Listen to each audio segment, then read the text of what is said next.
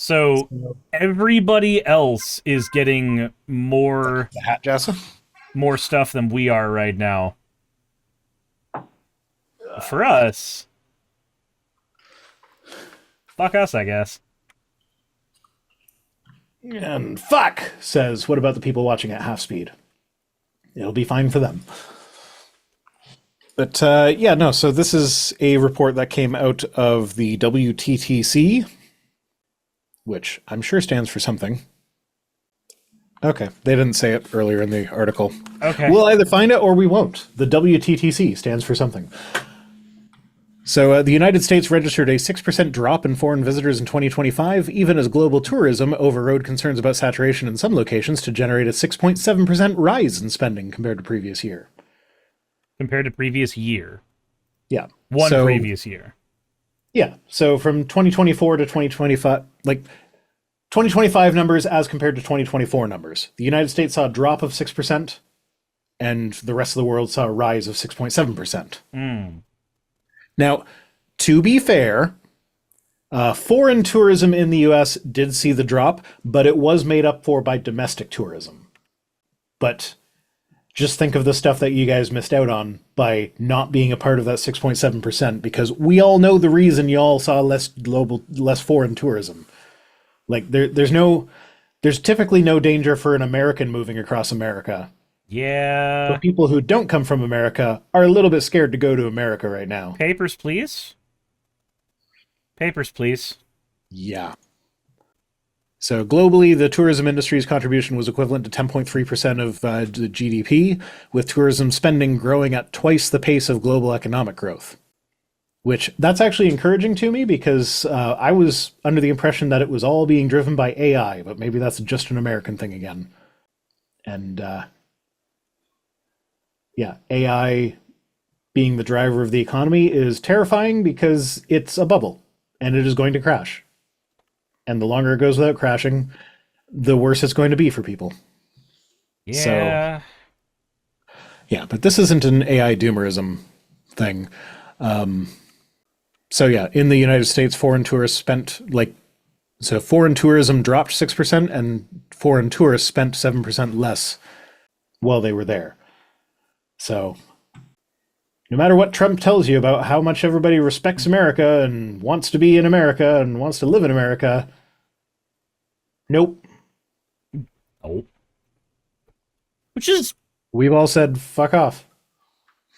definitely I went to Italy sad. in 2025. I'm in these numbers. I did not go to the States once in 2025. It's just really, really frustrating because, like, I've grown up with effectively the propaganda that said that this is the land of the free, this is the place everybody wants to go all the time. This is the Mecca of the world. Mm-hmm. But that's not really been the reality of things at all for a good portion of the time that I've been an adult. Yeah, well, you know what? I think if it weren't for my partner's kid's father, we would probably move to Europe. Not that Canada is terrible or anything. It's good here. But like if we didn't need to stay here because of the kid's dad, we would go to Europe. Yeah. Holy crap, Bitcoin dropped all the way down to 67,000? Oh, yeah, no, there was a hard-ass crash. I saw that it was crashing, but I just assumed that was going to be one of those temporary crashes that it recovers from. I mean, it's still 91,000 Canadian. Let's see. 91,000 CAD to USD. Yeah, 67,000. Okay. So, yeah, that's a big drop. Holy crap. It is. I fear that it's just going to go back up again, though. In which case, maybe we should buy some. You should buy some Bitcoin. Hey, you know what, guys? We got a big enough audience. Let's do a Bitcoin rug pull. Let's all buy Bitcoin to pump that price back up and then just sell. We're big enough to affect Bitcoin, right? Yeah, totally. Yeah. We're going to start Rhino how that Coin, works. get big, and then do a rug pull. I don't think that's how that works. Um, what occurred to me today as I was puttering around taking kids to appointments and shit was I was thinking about it. Did you hear the story about like there was a Team USA Olympian who almost didn't make it to the event because they were delayed because they had to wait for JD Vance's motorcade? No, I didn't, but I did see the video of the motorcade going around, and it's just like it's bigger than the fucking streets. Mm-hmm. Yeah, so that got me thinking, because people are talking about his motorcade size. It would not surprise me if there was like this wouldn't be like publicly advertised, but if like there was an agreement going around where like if you buy so much money of Trump's Bitcoin thing, like you buy $1 million of Trump coin, then you get to ride in the motorcade for a bit. Like it would not surprise me if he's selling motorcade rides to people. I mean, the dude does literally everything in his power to make a buck. And it's frustrating to a huge degree because like you can tell the grift. You can tell the fucking grift. I watched a video by Chris Glazilla recently, and he pointed out, and this is a dude who's like very centristy usually, but still like centristy liberal is kind of where most of his takes end up coming or falling. And he said, hey, so a thing to note about Trump is Trump has 3 priorities. Priority 1 is Trump. Priority 2 is Trump. It's also Trump. Priority 3 is Trump. And then somewhere at a deep, deep, far away fourth, maybe the Republican Party, but that could also be Trump. No, I think the deep faraway fourth is people's opinion of Trump. No, that's tied into 1, 2, and 3. Okay. That man cares a lot about your opinion of him. Well, then he will be happy to know that my opinion of him is very low. His poll ratings got super low recently, and he's not happy about that. I have literally used him as an example when talking to a child about their behavior and how, like, you need to be a kind person if you want to have friends. Because if you're mean to everybody, you're not gonna, like, people aren't gonna want to play with you. And he was in a mood where it's like, yeah, well, I don't care. I don't want people to like me and everything. I'm like, okay, well, you know what? There's this guy named Donald Trump. When he dies, half the world is going to celebrate, and the other half is going to celebrate internally but not let it show. It's like, I will party when this guy dies. That's not the kind of person you want to be, right? Nope. Yeah. So Trump is my example of why you don't become a bully. Like, don't behave like that because you don't want people to get excited and happy about your death. Nope. Like, not in those words, obviously. Like, dude, age-appropriate version of that. Superstorm says, are people ever going to wake up, in your opinion, like stop this electoral suicide and actually make life better? Yes, I do believe that they will. Reality is nothing but a giant pendulum swinging back and forth. Eventually, that pendulum will swing in a different direction. It is on our job to literally, your objective, survive until the pendulum can swing in that direction. And if you are in a very good state, you have power, you have means, you have ability, then you're not in objective survive mode. You're in objective swing the fucking pendulum mode. Gallup is going to stop doing presidential approval rating? Yep, that was announced today. Why? Because Trump got pissed off about a different set of polls. Are they owned by a Republican donor or something? It doesn't matter anymore. Washington Post is supposedly a liberal outlet, but it's owned by Bezos. When has the Washington Post ever been a liberal outlet? Even before Bezos bought it.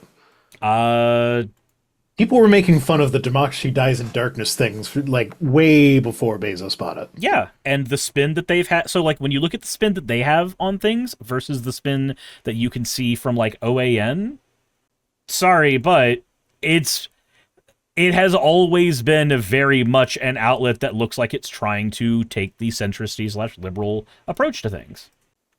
No. Okay, I'm not saying they're a right-wing rag. Mm-hmm. But I don't know. I've never seen them as even close to progressive. I don't consider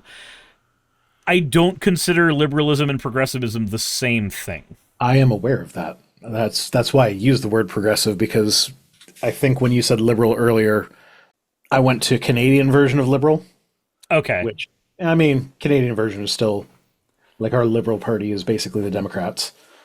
Although Mark Carney, not doing a bad job. He's doing his job quietly. And then when he shows up in the public, he's just like, yeah, fuck Trump. But like, he says it in the most boring way. Yeah, Justice says for a banker. Yeah, he's a banker. He's a boring ass motherfucker. In any other environment, I would not want him to be prime minister. He'd just be like corporate shill bullshit. But right now, he's like, he'll just get up in front of the world in Davos and just be like, yeah, no, we can't rely on the States anymore. Fuck Trump. Let's all forge new alliances.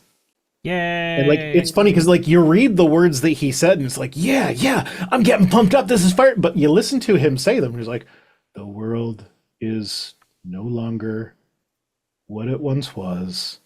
We need to. And it's just like, he's the most boring ass guy. But I'm like, you know what? I would rather have a boring politician than a Trump politician. It's the fucking, the girl from Fallout. So have you seen the Fallout TV show yet? No. Okay, so I probably never will. So spoil away. Okay. I would say you would very much enjoy it, but fair Probably. enough. What's up? Said probably, but like, when am I going to watch it? When you want to, I don't fucking know. Anyway, so spoiler alert for it. There's a character in the show who is a politician, and her entire shtick, her entire thing is being a politician that talks like this. Very monotone, very, very boring, but everything she says is correct. Everything she says is exactly what needs to be said, but she has the charisma of a fucking bobby pin.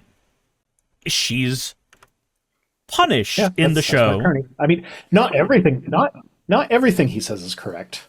But when he talks about Trump and our relationship with the United States, it's like, yep, this is what we need right now.